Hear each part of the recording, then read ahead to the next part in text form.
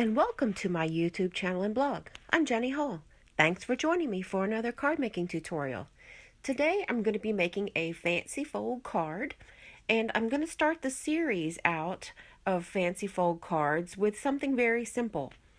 It's a gatefold card, and I like the idea of having something unexpected that my receiver of the card will get in the mail. It does not open like a typical card. It opens in the middle with a medallion kind of keeping both of the sides shut. So the way that we are going to accomplish this gatefold card is to start off with a piece of cardstock that's 8.5 by 5.5. This is a typical size, and normally you would just kind of score it in the middle and fold it, and there you have a side opening card. But we're going to do the unexpected today. So the way that I came about the measurements of how to do the gatefold card, and I do understand that everybody has their own way of doing things, so you could certainly change things up to fit your crafting need. But I took the width of a standard card, which is 4.25, and I thought, well, if I want these two panels to be of equal size, opening like a gate, then I would like to have them just, completely be the same size. And that is going to mean that I am going to score my paper at 2 1/8. Now what I did was I scored it on one side, and then I flipped the card around and scored it at 2 1/8 again, so that I have an equal score line between the end of the paper into the paper. I hope this makes sense for you guys. I will have instructions on my blog at jennystampsup.com.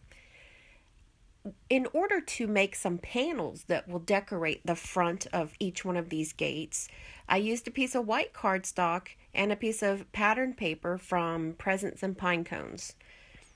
And I attached them together with snail adhesive. The measurements for these panels is in the description for the video and available at my blog. What I did was just come down 1/8 of an inch from what I had on my panel. So if it was 2 1/8 wide, I took that eighth off and made it 2 wide. To decorate the medallion that will keep the card closed, I grabbed my dies, and it's from Pretty Pines Thinlits dies.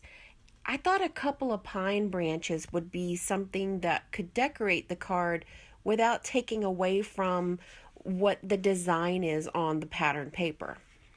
One way that I like to use pattern paper is to look at the flip side, and usually the company, especially Stampin Up, will coordinate it to where you can flip the paper over and have an option that you can use on the back.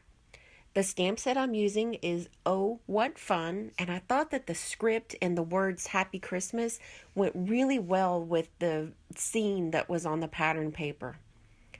I stamped it on regular Whisper White, and I used the reverse side of the pattern paper, and I adhered that down to Emerald Envy. So Emerald Envy cardstock, Cherry Cobbler cardstock, both of those coordinate with the Presents and Pine Cones Designer Series paper, and so does Early Espresso ink, which is what I stamped my sentiment. I wanted all of this to tie together and look like it really belonged together, even though I was using different elements from different sweets or from different products. I like how the variance of color between the mint macaron and the emerald envy on these little pine branches comes out. It's exactly the same die. I just used the one, and it just kind of gives a look of dimension and depth, which if you follow my channel, you know that I'm always trying to achieve depth. So I was happy to see that I could get that. These are the little mini jingle bells that are from the holiday catalog. I used a piece of linen thread to kind of go through. The little jingle bell has a place where you can put some string through. And I tied them together just in a regular bow. And to hold them down to the card and to those pine branches, I used mini glue dots. I thought that would probably be the easiest way to get them on there and keep them put where they belong. The one thing to remember whenever the medallion is being adhered to the left side of the card is to put this piece exactly where you would like to see it on the card as it's closed. Make sure that the glue doesn't go over onto the other side of the panel, or else you'll have a card that does not want to open. So that's something that I kept in mind to make sure that it's going to be easy for the person to open the card. But I want it to adhere it to where it definitely looks very secure where it is.